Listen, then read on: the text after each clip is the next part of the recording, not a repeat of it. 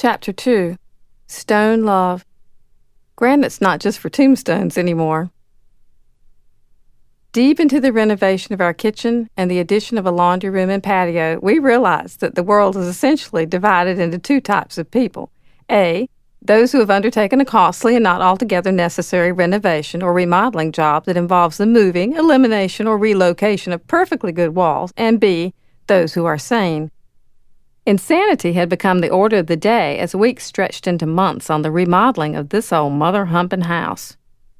I was starting to lose friends because, and this is the dirty little secret of renovation, when you live in a home that's undergoing major work, you can no longer relate to people who aren't going through the same thing. If you don't believe me, consider this conversation between me and my former best friend, Dawn Marie, which I will now report as close to verbatim as possible. Dawn Marie: Celia, I'm just beside myself with worry. I think I'm going to have to leave my husband. Last night, Chuck told me that he's been having an affair for nearly 8 months with little Chucky's preschool teacher. Me: Wow, that's a tough decision, Dawn.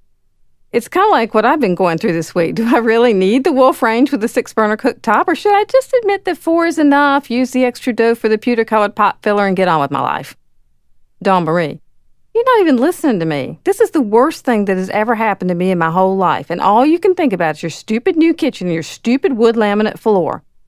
Me: Whoa, biatch, you are so unfair. You know we've been lying awake at night wondering about tile or hardwood or tile, which way to go, laminate. Laminate? What do I look like, the little frickin' match girl? So now who's the one not listening?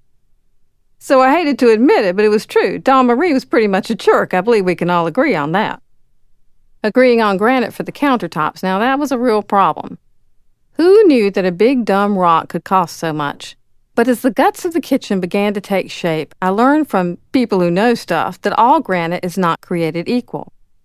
While I leaned towards saving money by buying a slab from the scruffy guy wearing the wife beater and selling cheap granite from the back of a flatbed truck beside the railroad tracks, and who promised to toss in 2 free tombstones with purchase, I kid you not, I began to suspect that scruffy guy's claim that it fell off in the back of a truck was probably not altogether true.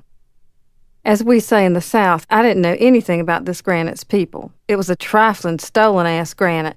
It would probably not even pass the lemon test. Hello, it's where you squeeze a few drops on the granite to see if it turns dark, thus exposing you as having loser-quality granite. Granite had completely taken over my life.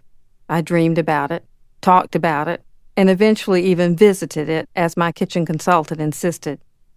You have to visit your granite, she said, speaking slowly, as if she was talking to the type of person who would stupidly buy Italian granite off the internet only to discover it was from Italy, Kentucky. Granite comes from many fine sources throughout the world, the kitchen lady explained. It is like 1 billion years old, formed when the Earth's crust cooled, way before dinosaurs and Andy Rooney roamed the Earth. The kitchen lady said granite is carved out of a mountain and polished with diamonds. What could I say? This made me giddy. The word diamonds, much like the phrase all you can eat, always makes my heart skip a beat. I finally selected a sample of something called verde peacock, which is Spanish, I believe, for green peacock. Ooh, the kitchen lady cooed, stroking her hand over my granite sample. You have excellent taste. Most people just choose the ubatuba, and it just makes me want to cry. At that precise moment, I saw the price difference, and I was the one who wanted to cry. Ubatuba was way less expensive than verde peacock because it's the most common granite. Ubatuba went to public school and felt damn lucky to graduate with at least the ability to drive a car and perhaps weld something. Verde peacock was more refined, snooty liberal arts college material, and it was going to be mine if I had to sell one of my husband's organs to buy it. Hey, it's not like he needs 2 kidneys, right? Kitchen lady excitedly told me that she'd make the arrangements for us to visit the granite. Fabulous, I said, envisioning a trip to its exotic land of origin. I'd done enough research to know the best granite comes from Italy, Spain, France, and Greece. Honey, I said to my husband, who had actually fallen asleep standing up in front of a display of travertine tiles. Wake up, we're going to go visit our granite. It's very exotic, so we'll probably have to travel a long ways.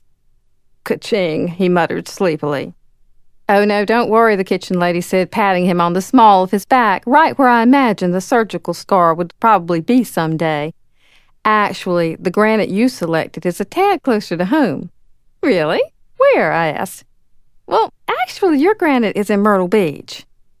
Goodbye, Louvre. Hello, Dixie Stampede. I was irrationally disappointed.